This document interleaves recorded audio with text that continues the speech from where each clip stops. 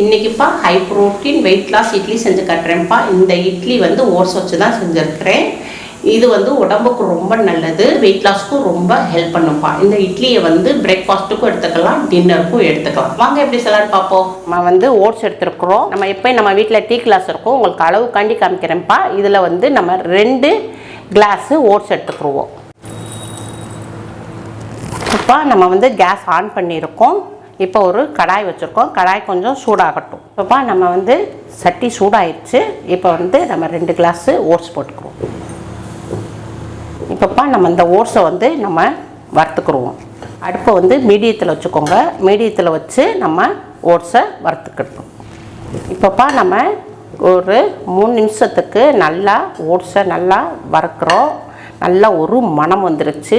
ஒரு ஓட்ஸுடைய நல்ல ஒரு மணம் வருமையாக வறுத்த ஒரு மணம், அந்த மணம் வந்துருக்கு. நல்லா அவ்வளோதான். இதுக்கு மேலே நம்ம வச்சோம்னா கறிகிறோம். அதனால் கேஸ் ஆஃப் பண்ணிடுவோம். இப்போ நம்ம வறுத்த ஓட்ஸை ஒரு பவுலில் போட்டுக்கிடுவோம். இப்போ ஓட்ஸ் வந்து நல்லா ஆறட்டும்ப்பா. இப்போ அம்மா வந்து 2 மீடியமான கேரட் எடுத்திருக்கேன். இதோடைய தோலை சீவிடணும். வந்து நம்ம துருவிக்கிடுவோம். அதே மாதிரி பச்சை மிளகா, ஒரு மீடியமான பச்சை மிளகா, இதையும் நல்லா பொடியாக நறுக்கிக்கிறணும். இப்போ இது 1 இன்ச் அளவுக்குப்பா இஞ்சி தோலை சீவிட்டு கழுவி இதையும் பொடியாக நறுக்கி வச்சுக்கிடுவோம். இப்போப்பா நம்ம 2 மீடியமான கேரட்டை துருவியாச்சு. 1 இன்ச்சு நம்ம இஞ்சி எடுத்துருந்தோம் இல்லையா, இதை வந்து நல்லா பொடிசாக நறுக்கியாச்சு. அதே மாதிரி பச்சை மிளகாவையும் பொடிசாக நறுக்கியாச்சு. கேஸ் ஆன் பண்ணியிருக்கோம், கடாய் வச்சுருக்கோம். இப்போ இதில் வந்து 1 ஸ்பூன் நல்லெண்ணெய் விட்டுக்குருவோம். நல்லா எண்ணெய் காயட்டும். காஞ்சவனையும் கொஞ்சம் கடுகு போட்டுக்குருவோம். ஒரு 1/2 ஸ்பூன் உளுந்து போட்டுக்குருவோம். ஒரு 1/2 ஸ்பூன் கடலைப்பருப்பு. இப்போ 2 ஒரு கொத்து கருவேப்பிலை போட்டுக்குருவோம். இதை அப்படியே வறுத்துக்குருவோம். இப்போ ஒரு 1/4 டீஸ்பூன் அளவுக்கு சீரகம் போட்டுக்குருவோம்ப்பா. சீரகத்தை லைட்டாக வறுத்துக்குருவோம். அடுப்பை மீடியத்தில் வச்சுருவோம். இப்போ நம்ம 1 இன்ச்சு பொடியாக நறுக்கின இஞ்சியையும் இதில் போட்டுக்குருவோம். மிளகா பொடியாக நறுக்கின இதையும் போட்டுக்குருவோம். இப்போ நம்ம கேரட்டு துருவி வச்சுருக்கோம் இல்லையா, மீடியமான கேரட் 2 கேரட்டு, இதையும் இதில் போட்டுக்குருவோம். இதை இப்போ எல்லாத்தையும் ஒரு வதக்கிடுவோம். இப்போப்பா நம்ம இந்த கிளாஸில் தான் நம்ம ஓட்ஸ் 2 கிளாஸ் எடுத்துருந்தோம். அதே சேம் கிளாஸில் 1 கிளாஸு ரவை எடுத்துக்கிடுவோம். இப்போ இதை போட்டுக்கிடுவோம். இதையும் அதே இதில் நல்லா வறுத்துக்கிடுவோம். ஒரு 2 நிமிஷத்துக்கு ரவை உடைய பச்சை வாடை போகிற அளவுக்கு நம்ம வறுத்துக்கிடுவோம். இப்போப்பா நம்ம 2 நிமிஷம் அடுப்பை மீடியத்தில் வச்சு இப்போ ரவையும் நம்ம வறுத்தாச்சு. அவ்வளோதான், கேஸ் ஆஃப் பண்ணிடுவோம். இதை வந்து ஒரு பவுலில் மாற்றிக்கிடுவோம்.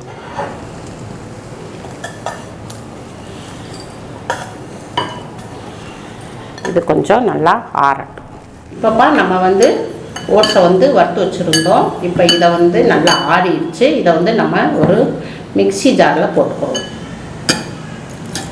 இதை உங்களுக்கு மிக்சியில் அடித்து கொண்டுட்டு வரேன். இப்போப்பா நம்ம வந்து ஓட்ஸை மிக்சியில் அடித்தாச்சு. இந்த மாதிரி இருக்கணும். திட்டா இல்லாமல் நம்ம நல்லா கொஞ்சம் பவுடராக, ரொம்ப நோட்ஸ் வந்து ரொம்ப பொடியாக இருக்காதுப்பா. இந்த மாதிரி தான் இருக்கும்.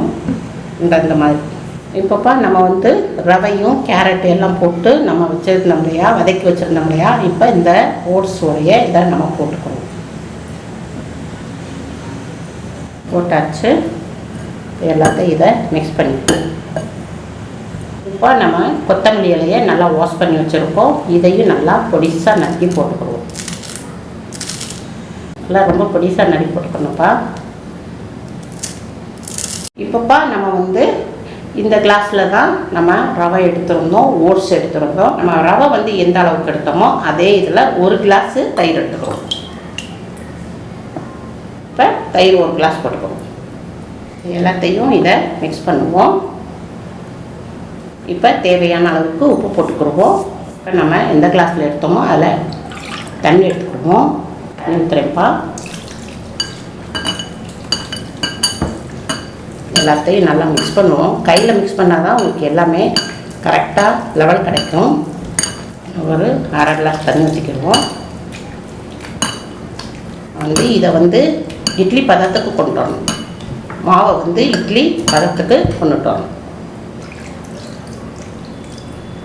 இதில் நம்ம 2 கிளாஸ் தண்ணி ஊற்றிருக்கோம்ப்பா, கொஞ்சமாக இருக்குது தண்ணி. இப்போ இதை எல்லாத்தையும் கரைஞ்சி வச்சுப்போம், மிக்ஸ் பண்ணிக்கிறோம். ஓட்ஸ் நல்லா தண்ணியை இழுக்கக்கூடியது. 2 கிளாஸில் இப்போ கொஞ்சம் தண்ணி இருக்குது, இதையும் நம்ம கொஞ்சம் ஊற்றிடுவோம். 2 கிளாஸ் தண்ணி ஊற்றிருக்கோம். 2 கிளாஸ் ஓட்ஸுக்கு 2 கிளாஸ் தண்ணி ஊற்றிருக்கோம். இது நல்லா செட் ஆகட்டும். ஒரு 20 நிமிஷத்துக்கு நம்ம ரெஸ்ட்டில் வச்சுருவோம். இப்போப்பா நம்ம 20 நிமிஷம் மாவை ரெஸ்ட்டில் வச்சுருந்தோம். நல்லா மாவு நல்லா ஊறி இருக்கும். ஓப்பன் பண்ணி பார்ப்போம். இதை மிக்ஸ் பண்ணிக்கிடுவோம்.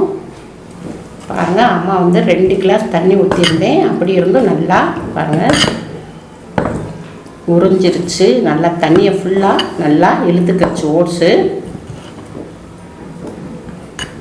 இன்னும் கொஞ்சம் கெட்டியாக இருக்குப்பா, இன்னும் கொஞ்சம் தண்ணி ஊற்றிக்கிடுவோம். ஒரு 1/4 கிளாஸ் தண்ணி ஊற்றிக்கிடுவோம். முதல் நம்ம 2 கிளாஸ் தண்ணி ஊற்றிருந்தோம். இப்போ 1/4 கிளாஸ் தண்ணி ஊற்றிக்குவோம். நல்லா ஓட்ஸ் நல்லா இழுத்துக்கிடுச்சு. தண்ணியை ஃபுல்லாக இழுத்துருச்சு.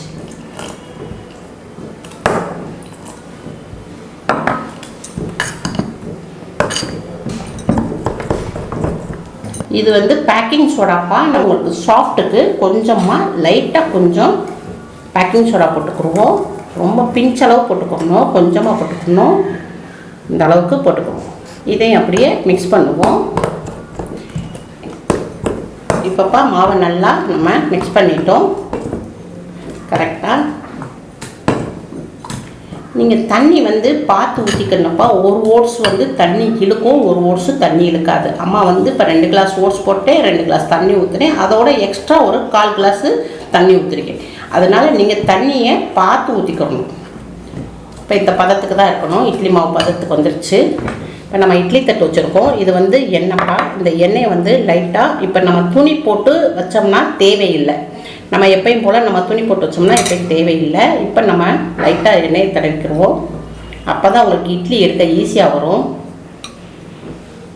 இப்போ ஒரு முந்திரி பருப்பு வச்சுக்கிடுவோம். 2 கிஸ்மிஸ் வச்சுக்கிடுவோம். நமக்கு இட்லி சாப்பிட்டோமே தான் ரொம்ப டேஸ்ட்டாக இருக்கும்.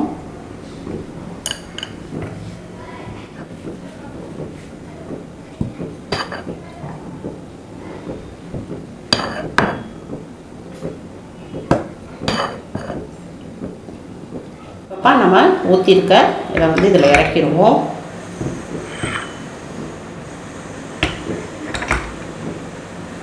ஸ்க்ரூ போட்டுருவோம். அவ்வளோதான். இப்போப்பா நம்ம கேஸ் ஆன் பண்ணியிருக்கோம். இது சட்டியில் தண்ணி ஊற்றி தண்ணி சூடாக்கிட்டு இருக்கு. இப்போ தண்ணி கொதிச்சுக்கிட்டு இருக்குப்பா. இப்போ நம்ம இட்லி ஊற்றிருந்ததை இதில் இறக்கிடுவோம். இப்போ மூடி போட்டுருவோம். ஒரு 10 நிமிஷத்துக்கு வேகட்டும். வெந்த பிறகு ஓப்பன் பண்ணி காட்டுறேன். இப்போப்பா நம்ம 10 நிமிஷம் வேக வச்சுருந்தோம். நல்லா வெந்திருக்கும். இப்போ கேஸை ஆஃப் பண்ணிடுவோம். கேஸ் ஆஃப் பண்ணிட்டோம். பாருங்கள், நல்லா வெந்துருச்சு. நல்லா பூவாக வெந்துருச்சு. இதை எடுத்து நம்ம வெளியே எடுத்து வச்சுருவோம். ஒரு 10 நிமிஷத்துக்கு ஆறட்டும். ஆறினோடனே உங்களுக்கு எடுத்து காமிக்கிறேன். 10 நிமிஷம் ஆயிடுச்சு. இதை ஓப்பன் பண்ணிடுவோம். ஓப்பன் பண்ணி எடுப்போம்.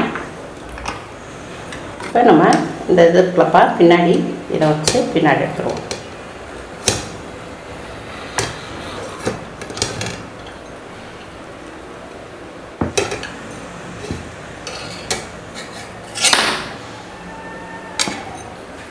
ரொம்ப சாஃப்டாக இருக்குப்பா. நல்லா இட்லி நம்மளுக்கு வெயிட் லாஸ்க்கு இந்த இட்லி ரொம்ப நம்மளுக்கு ஹெல்ப்ஃபுல்லாக இருக்கும்.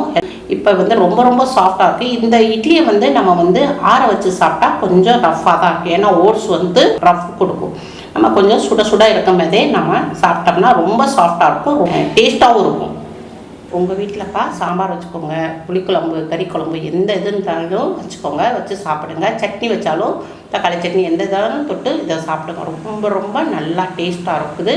ரொம்ப உடம்புக்கு ரொம்ப நல்லது. வெயிட் லாஸ்க்கும் ரொம்ப ரொம்ப ஹெல்ப் பண்ணுப்பா. ரொம்ப சூப்பராக இருக்குப்பா. அவ்வளோ டேஸ்ட்டாகவும் இருக்குது. நல்லா ரொம்ப ரொம்ப நல்லா இருக்குது. உடம்புக்கு ரொம்ப நல்லதுப்பா. அம்மாவுக்கு லைக் பண்ணுங்கள், ஷேர் பண்ணுங்கள், சப்ஸ்கிரைப் பண்ணுங்கள்.